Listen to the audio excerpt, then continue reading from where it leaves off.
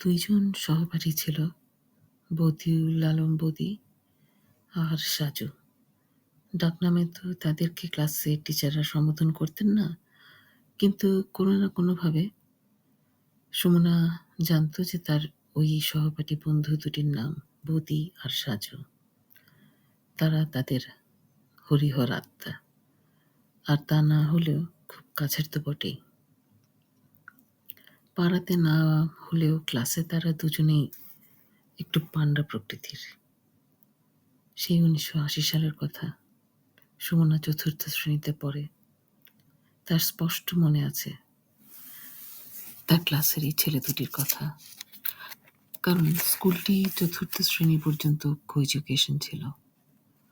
5ম শ্রেণী থেকে ছেলেরা আলাদা স্কুলে চলে যেত, আর মেয়েরা ম্যাট্রিক পর্যন্ত স্কুল সমাপ্ত করত। বদি ও তার বন্ধু সাজু ক্লাসে কখনো পান্ডাগিরি দেখায়নি কারোর সাথে। তবে সাজুর হাঁটা চলা ছোট থেকেই একটু মাস্তান টাইপের ছিল। গলির মোড়ে যে মাস্তানি করেছে কিনা পরবর্তীতে তা সুমনা আর জানতে পারেনি। তবে গলিতে থাকলে 14-15 বছর বয়স থেকে ওভাবেই চলতে ফিরতে হয় বেঁচে থাকার জন্য। না হলে গলির যে পরিবেশ, সেই পরিবেশে টেকা যায় না। আর 14-15 বছরের ভাব যদি চলায় ফিরায় ওই 9 বছরে প্রকাশিত হয়, তাহলে সেই বাচ্চাটি একটু তো নয়, অনেক অনেক পাক্য। ওই দিক দিয়ে বদিকে ওই 9 বছরে কখনো মনে হয়নি যে তার শিশুসুলভ আচরণ আছে।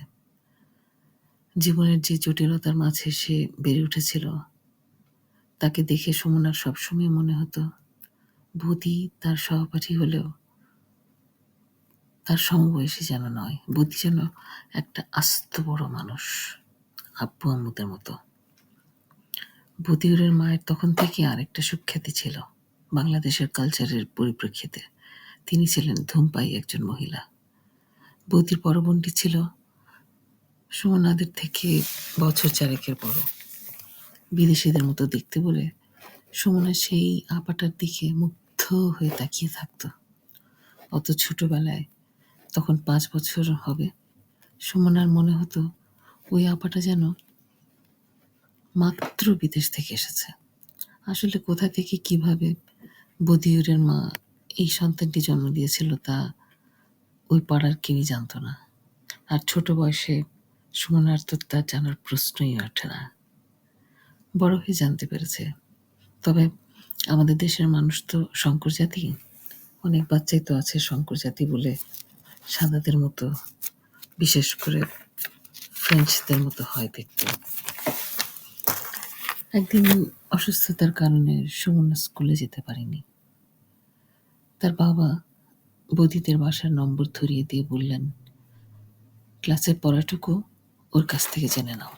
সুমনার কেমন যেন অস্বস্তি লাগছিল, কিন্তু ও তো ছোট বয়সে কিভাবে তার বাবাকে সে বুঝাবে তা সে বুঝতে পারছিল না। তাই বাধ্য হয়েই বদির সাথে ফোনে পড়া টুকে নিল। ক্লাস 4 পড়ে। পরের দিন ক্লাসে গেলে সাজু এলো সুমনার কাছে।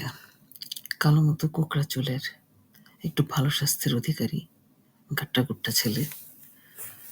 এখন বুঝি যে একটু আফ্রিকান ট্রিট ছিল তার। বদির ট্রিটটা ছিল সেই ইউরোপিয়ানদের মতোই, তার বড় আপার মতোই। তো সাজুকে দেখলেই বোঝা যাবে যে আরেকটু বড় হলে, 14-15 বছর হলে সে তার গলির ধারে যেন দাঁড়িয়ে পড়বে সত্যি সত্যি ছিনতাই করতে। বদিউরের শাগরেদ সে, বদি তার ওস্তাদ। সাজু সেদিন আর কোনো কথা বলল না। বদি নিজে কথা না বলে সাজুকে পাঠিয়েছে সুমনার কাছে কিছু কথা জানাতে।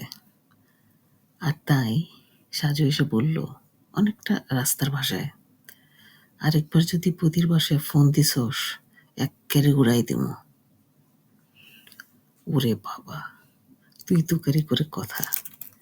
এই প্রথম শুনল সুমনা তার জীবনে তুই তোকারি করে কথা। অনেকটা বস্তি স্টাইলের কথা। স্কুলটা যেহেতু গলির মোড়ের বস্তির স্কুল না, খুবই অভিজাত এলাকায় অভিজাত শ্রেণীর স্কুল। তাই সহপাঠীর কাছ থেকে বস্তির ভাষা আর এই বস্তির অ্যাটিচিউড সুমনা একদমই আশা করেনি। তাই সুমনা এই ধরনের কথা শুনে আর ভাব দেখে আকাশ থেকে পড়ল। এই প্রথম শিখল, এই প্রথম জানল থ্রেট কাকে বলে। টিফিন পিরিয়ডে সাজুর সেই উক্তি শুনে সুমনা খুঁজে বের করলো বদি কোথায়। দেখল ক্লাসের জানালার দিকে মুখ করে, কোমরে হাত দিয়ে, পা দুটো ফাঁক করে, অর্থাৎ ক্লাসের দিকে পিঠ দিয়ে জানালার দিকে তাকিয়ে উদাস হয়ে যেন দাঁড়িয়ে আছে। কিন্তু তার ওই কোমরে হাত দিয়ে দাঁড়ানোই তার মাস্তানি ভাবের প্রকাশ ঘটায়। কোথা থেকে শিখেছে সে এসব মাস্তানি করা, পান্ডাগিরি করা বা পান্ডাগিরি দেখানো? সুমনা তা বুঝতে পারছিল না।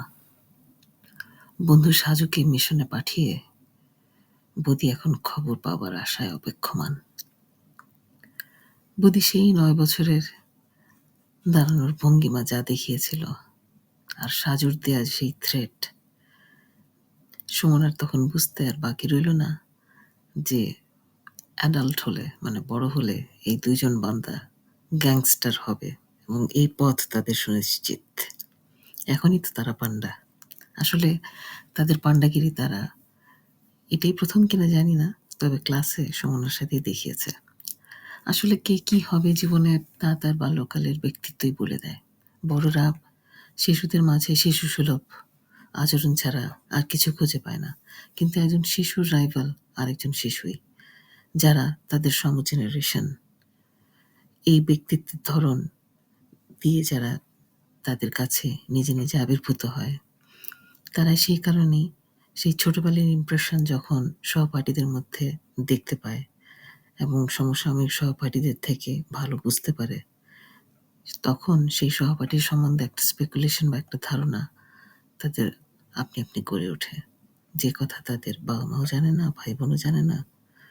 আর যদি ক্রিমিনাল ব্যাকগ্রাউন্ডের ছেলে মেয়ে হয়, তাহলে এই একই ধরন তারা প্রদর্শন করে প্রতি আচরণে, প্রতি পদক্ষেপে, জীবনের প্রতিটি স্তরে। স্কুলের অথরিটি, ক্লাস টিচার হয়তো বা টের পায়, আবার নাও পেতে পারে। কিন্তু সাজু বাইরে থেকে আসা হলেও বদি সুমনারা এক পাড়া দিচ্ছিল।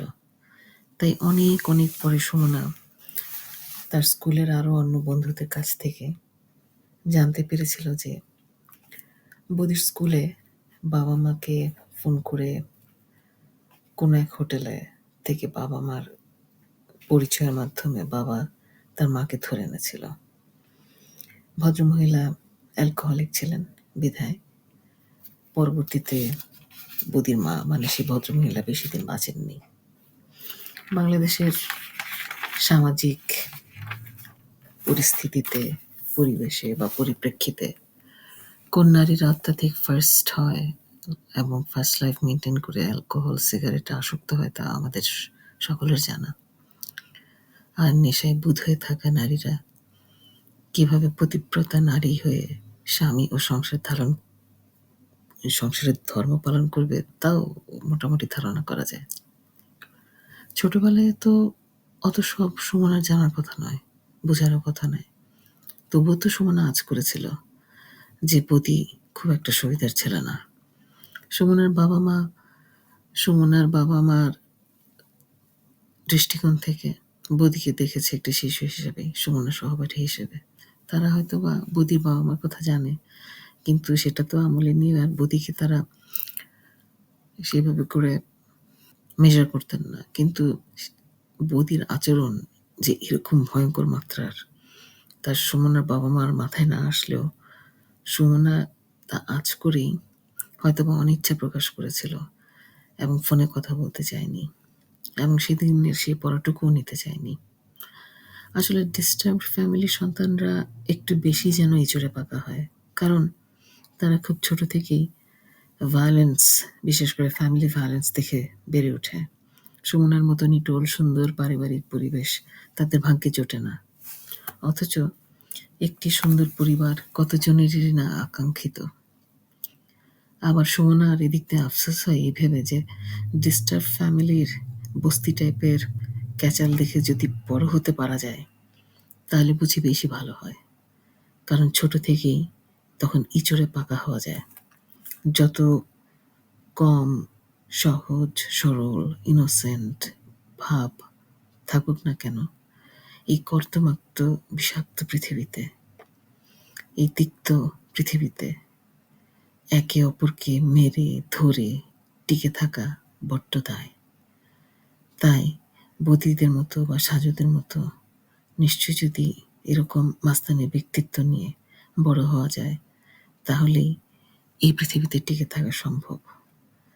তারা তো নিশ্চয়ই এতদিনে তাদের মাস্তানি ব্যক্তিত্ব নিয়ে সমাজে দাপিয়ে বেড়াচ্ছে, কে জানে।